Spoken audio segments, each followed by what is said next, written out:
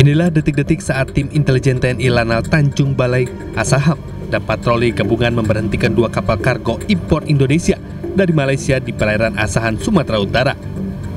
Saat diperiksa, petugas menemukan ratusan karung balpras, pakaian bekas dari Malaysia yang diselundupkan para pelaku. Kedua kapal yang diamankan merupakan kapal kargo impor resmi yang berangkat dari pelabuhan Teluk Nibung menuju Port Klang, Malaysia. 3 orang awak kapal langsung diamankan petugas dan ditetapkan sebagai tersangka. Modus mereka pada saat kembali dari Port Klang itu memasukkan seluruh barang ilegal berupa balpres dan makanan serta minuman di bawah palka dan ditumpuk oleh fiber-fiber. Kerugian negara diperkirakan mencapai 1,5 miliar lebih. Total keseluruhan ada sebanyak 156 karung pakaian bekas dan 200 kotak berbagai produk makanan dan minuman ilegal. Barang bukti langsung diserahkan ke Bea Cukai guna penyidikan. Dari Asahan, Sumatera Utara, Ulil Amri Ainis melaporkan.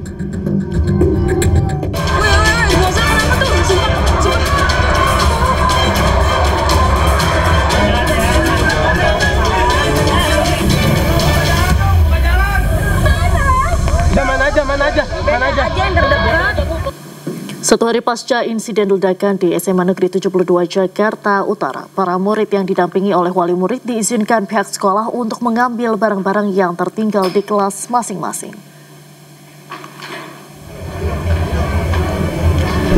Meski demikian, saat memasuki gerbang pintu sekolah, pihak sekolah hanya mengizinkan murid saja yang dapat masuk untuk mengambil barang atau peralatan sekolah dari ruang kelas. Sementara itu, pasca kejadian, pihak sekolah belum menginformasikan terkait kelanjutan kegiatan belajar mengajar, namun dipastikan saat ini akan diliburkan sementara waktu.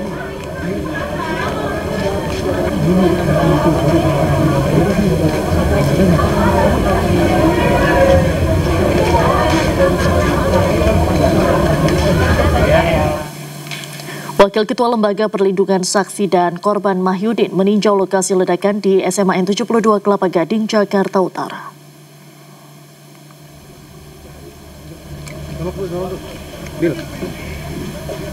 Saat ini tim LPSK tengah melakukan pendalaman terkait kebutuhan puluhan korban terdampak ledakan.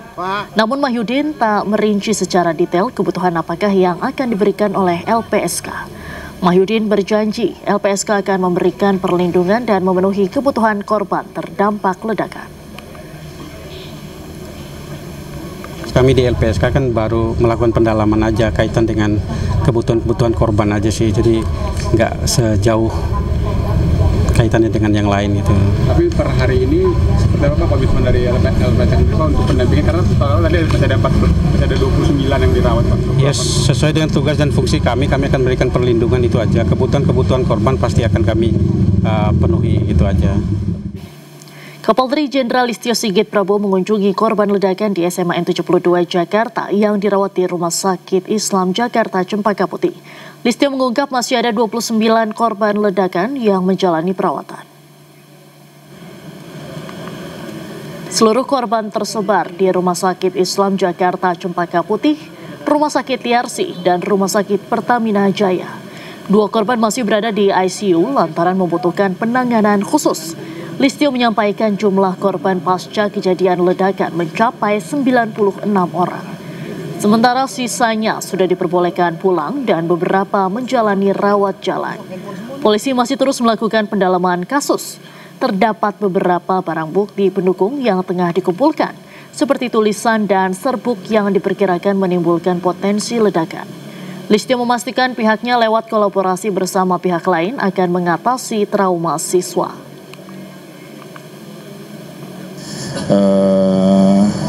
Kita juga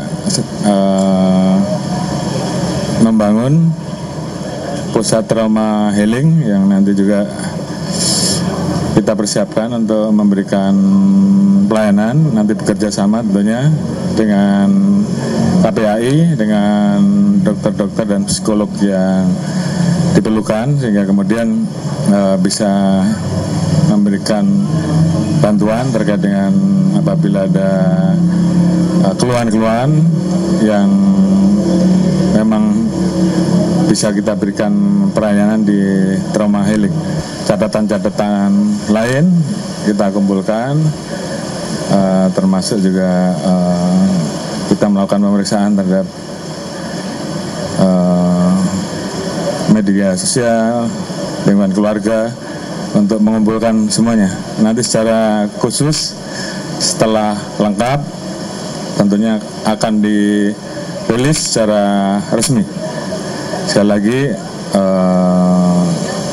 kita semuanya menyampaikan keprihatinan yang mendalam dan tentunya kita senang tadi bahwa pada saat kita berbicara dengan anak-anak kita dan adik-adik, mereka masih semangat untuk tetap sekolah dan tentunya itu yang... Pemirsa, Menteri Sosial Saifullah Yusuf membesuk belasan korban ledakan SMN 72 yang dirawat di Rumah Sakit Yarsi Cempaka Putih, Jakarta Pusat. Mensos mengatakan seluruh korban akan mendapatkan trauma healing, rehabilitasi sosial, serta pemberdayaan setelah pulang ke rumah masing-masing. Dan di rumah sakit ini 15 secara keseluruhan, 1 masih di ICU, sementara yang lain sudah di kamar perawatan. Saya lihat perkembangannya cukup bagus, ditangani dengan baik, profesional, dan saya harus katakan Pak, rumah sakitnya bagus. Mudah-mudahan penanganan yang baik ini nanti bisa segera membuat anak-anak kita yang ada di sini bisa segera sehat kembali. Tentu diperlukan penanganan medis lebih lanjut, nanti Pak Dr. Adi yang menjelaskan. Kami akan terus berkoordinasi dengan orang tua para korban untuk melakukan tindak lanjut, terutama nanti di rehabilitasi sosialnya. Kami memberikan dukungan-dukungan yang diperlukan, termasuk tentu dukungan-dukungan untuk perawatan maupun nanti untuk rehabilitasi dan selanjutnya pemberdayaan.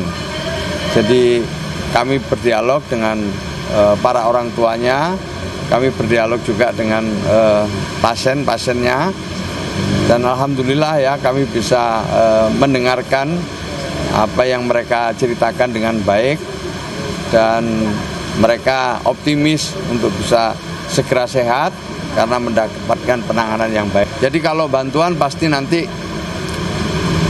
diberikan baik oleh pemerintah daerah, ya Pak Gubernur kemarin juga sampaikan, kami dari Kementerian Sosial dengan indeks yang kami miliki tentu kita akan bantu, tetapi kita akan teruskan nanti pendampingan setelah berada di rumah, baik itu dalam bentuk trauma healing maupun rehabilitasi sosial dan pemberdayaan. Berapa lama kondisinya kayak gimana tuh? Tergantung asesmennya, ya bisa sebulan, bisa 2 bulan, sesuai hasil asesmennya akan kita dampingi nanti. Orang tuanya akan kita ajak dialog, kemudian siswa-siswanya juga akan kita ajak bicara kebutuhan apa yang paling mendesak dan paling yang paling dibutuhkan itu. Jelas gratis itu, tapi nanti siapa yang membayar nanti kita diskusikan, tapi itu pasti ada yang membayar, pasti pemerintah akan membantu.